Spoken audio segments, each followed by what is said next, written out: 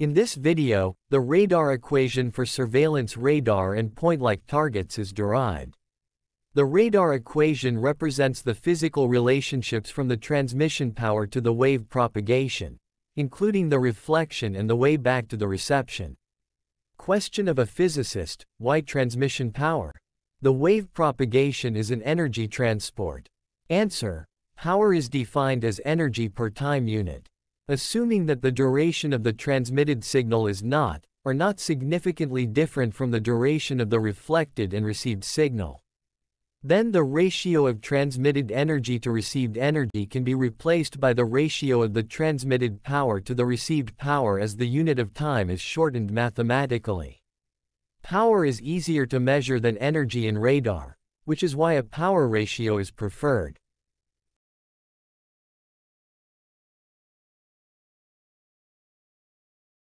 In the following, we will assume that electromagnetic waves can propagate under ideal conditions, that means, without interference. We first consider what happens to the transmitting power when it is radiated into free space. Before we consider a real antenna's directivity and antenna gain, let's assume that the transmitter radiates isotropically, that is, evenly in each direction without preferring any of the directions. Thus, the transmitting power is distributed spherically around the transmitter. Since the electromagnetic waves propagate at approximately the speed of light, the spherical surface becomes larger and larger. The power density per unit area on this spherical surface results from the ratio of a small unit area to the total surface area of the sphere, multiplied by the transmitting power. Here, the transmit power is still undirected, hence the symbol SU. The expression in the denominator is the sphere surface, where r is the radius of the sphere. It is also at the same time the previous distance, called range in radar jargon, from the small area unit, which the reflecting object will later replace. The index R1 is only the outward path for the time being. As usual for power densities, the unit of measurement is given by watts per square meter, which results from the transmit power divided by an area, here, the square of the distance. We assume that the transmit power is constant over the period under consideration. That is, the only variable left in this equation is distance. From this, we can deduce that the power density at the receiving location decreases with the square of the distance. This corresponds to the inverse square law known in physics. A second aspect of the free space loss is that this considered section from the sphere surface cannot be made arbitrarily small. A receiving antenna always has an effective area, the aperture. The smallest possible aperture of a receiving antenna depends on the transmitted wavelength, here width and height, that is, lambda squared. The maximum number of such squares on the spherical surface depends on their size concerning the spherical surface, that is, lambda squared, and divided by 4 pi. The radius here is still the unit circle with radius r equals 1. Thus, the free space loss becomes frequency dependent. We have already seen the undirected power density SU as the transmitted power distributed on the surface of the sphere, and we use this expression here. We summarize the quantities to be squared. Up to this point, however, it is still a gain factor much smaller than one by which the transmit power is multiplied. The free space loss, F, is then the reciprocal of this gain, the ratio of transmit power to receive power. A free space loss is thus just a dimensionless number. Let's return to the power density. Now we use a radar antenna with strong directivity. Compared to an isotropic radiator, this antenna has an antenna gain of Gt. The undirected power density Su now becomes the directed power density Sd. Thus, the directional power density, increased by the antenna gain, arrives at the reflection object. We have already learned about the undirected power density as the ratio of the transmitted power to the sphere surface and can replace this term here. We arrived at a reflective object. Now it depends on how large the effective reflection area of this object is. This means, how much of this power density may be backscattered. This effective reflection area is also called radar cross-section, RCS. It have widely varying values, several hundred square meters for a large container ship down to fractions of square centimeters for a plastic projectile from a small shotgun. The spherical reflector is used as a reference, which in turn causes an isotropic. This means, an equally strong reflection, regardless of the direction from which it is illuminated. The visible area should be 1 squared meter from all directions, so the diameter of the sphere must be about 1.3 meters. The reflected power P-ref is now dependent on the power density SD existing at the location of reflection, and the size of the reflector. This is, its radar cross-section, sigma. The small partial area on the surface of the sphere considered so far is now given a variable size and multiplied by the power density at this location. Thus, the unit of measurement square meter is mathematically truncated again, and a power variable is created, the reflected power P-ref in watts.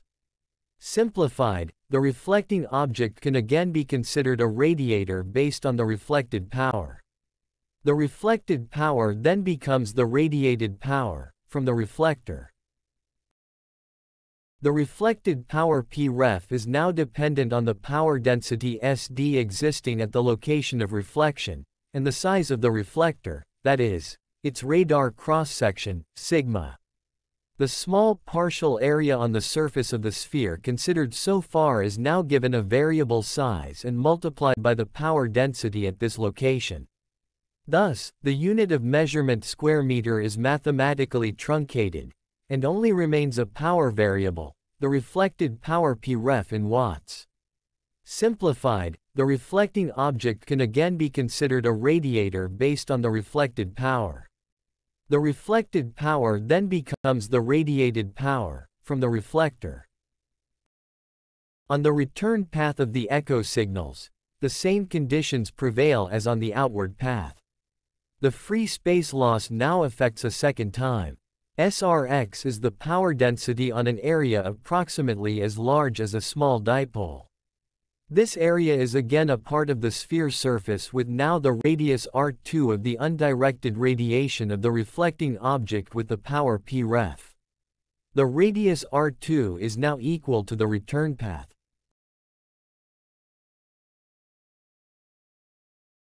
We have derived in the previous slides how large the reflected power is concerning the transmitted power, and we can insert this term here. The receiving antenna of the radar is located in the environment of this power density SRX.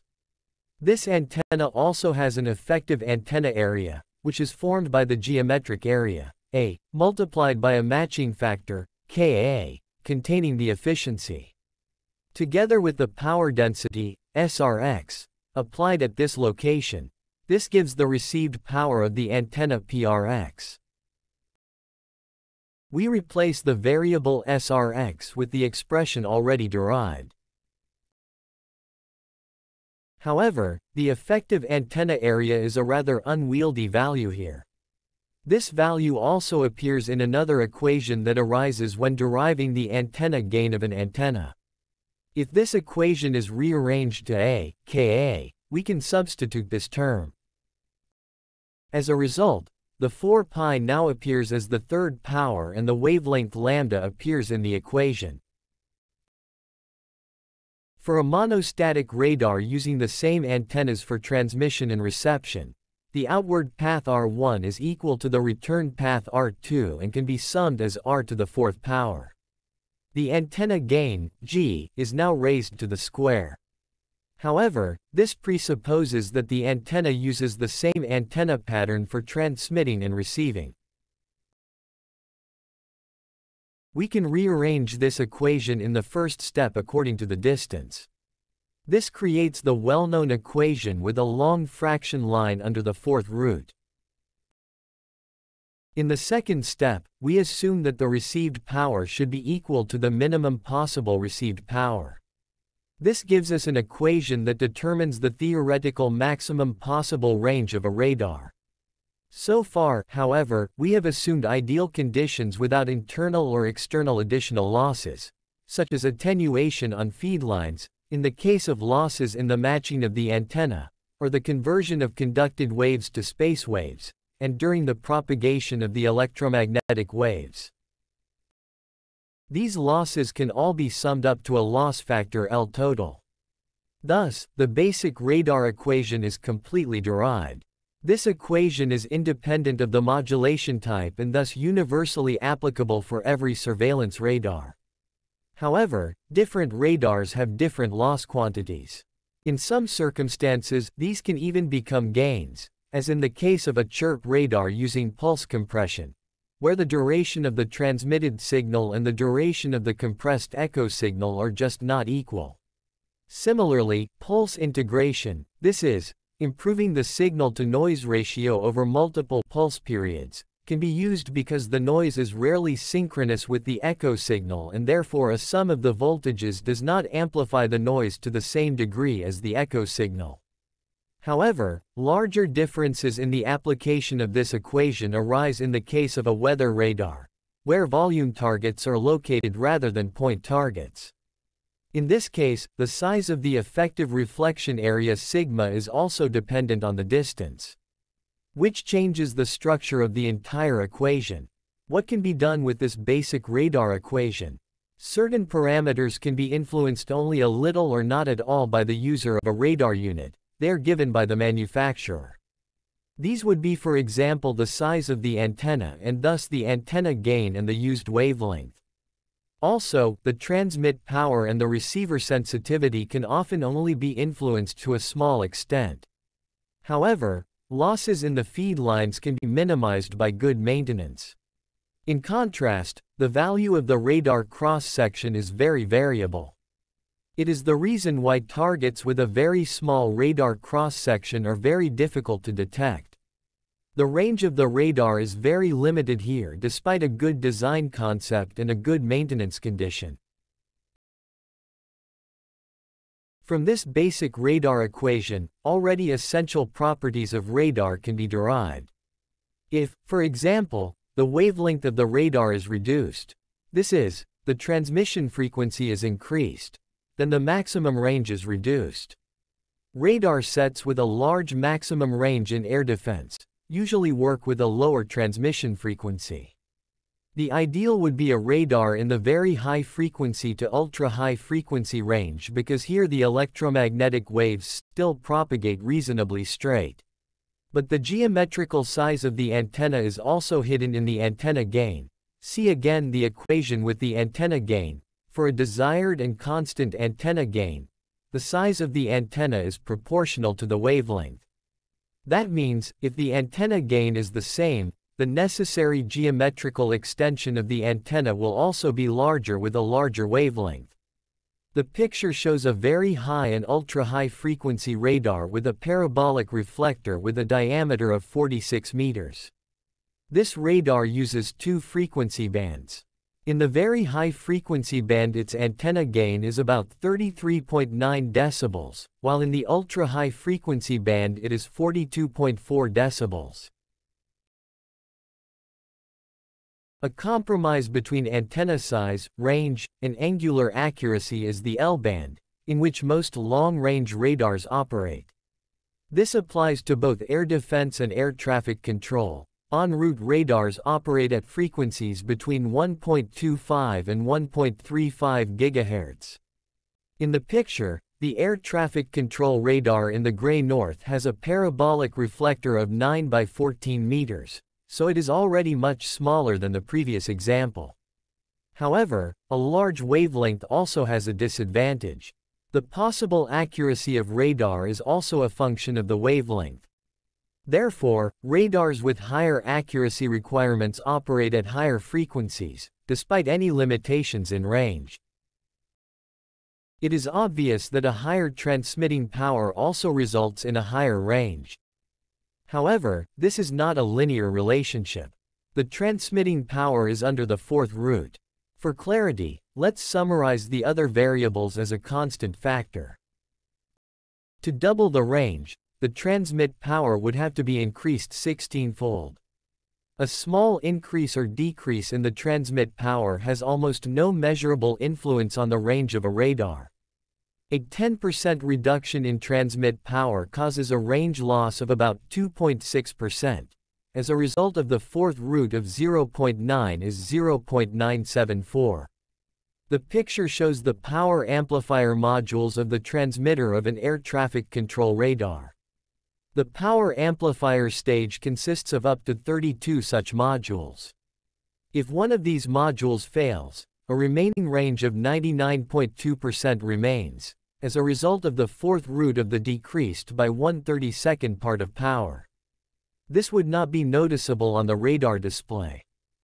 But the technician sees that the red LED's module error and module off light up and can change this module even during operation. Also, screwing at the sensitivity of the receiver does not bring substantially much. Something in the order of 16-fold would also have to be done here. That would be 12 decibels. However, the sensitivity of the receiver is strongly dependent on the noise level. If the received power does not exceed the noise level, then this echo signal will not be detected. One can integrate this relationship immediately into the radar equation. However, I call it no more radar basic equation now. Here you must know, however, that an echo pulse does not lies before, behind, or between the noise, but that the voltage of the echo signal and the voltage of the noise pulses add up. The echo signal, therefore, pushes the noise upwards. In practice, however, this is only possible with well-tuned analog displays used by an experienced operator who can still detect many a faint target under the noise. Technical circuits, on the other hand, would not detect an echo signal until it is at least twice as large as the noise level.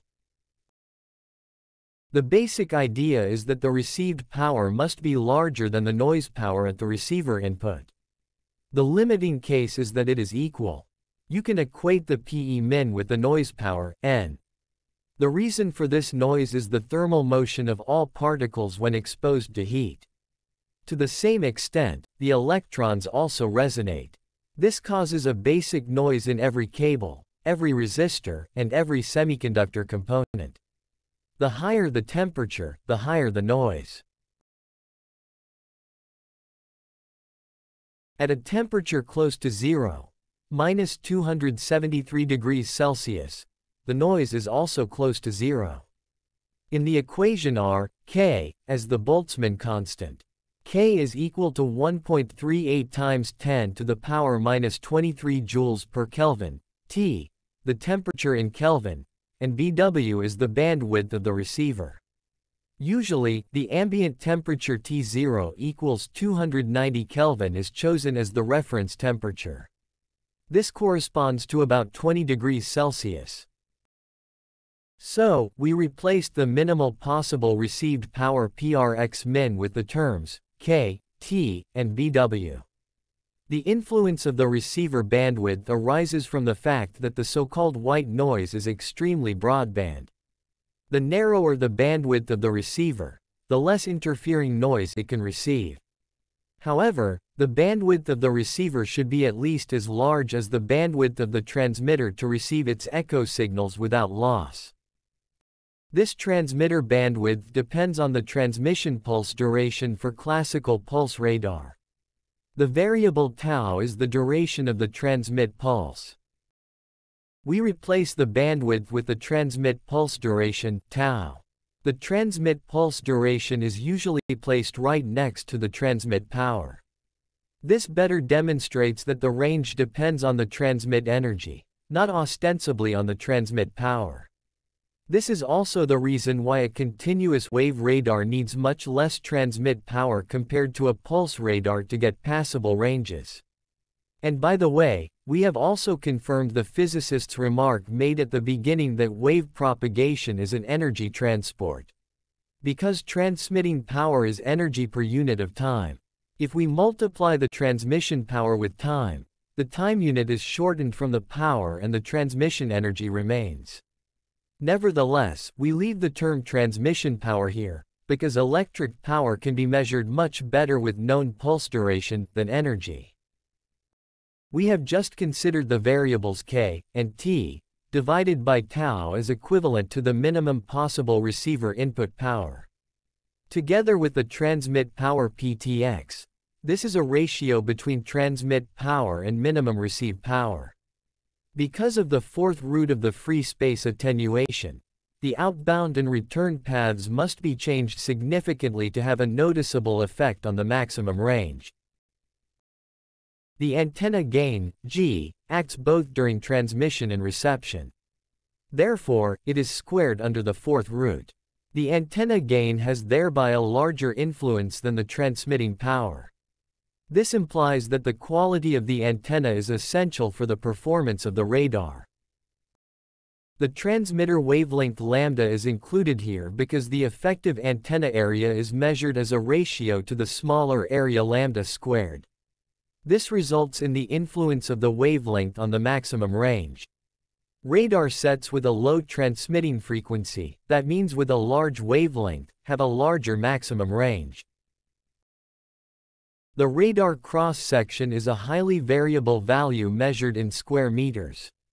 An aircraft used for radar performance checks and special radar accuracy checks should have a radar cross-section of about 15 square meters. The constant factor 4 pi defines a spherical surface. It is used 3 times here. Free space path loss for the outward path, free space path loss for the return path, and gain of the receiving antenna.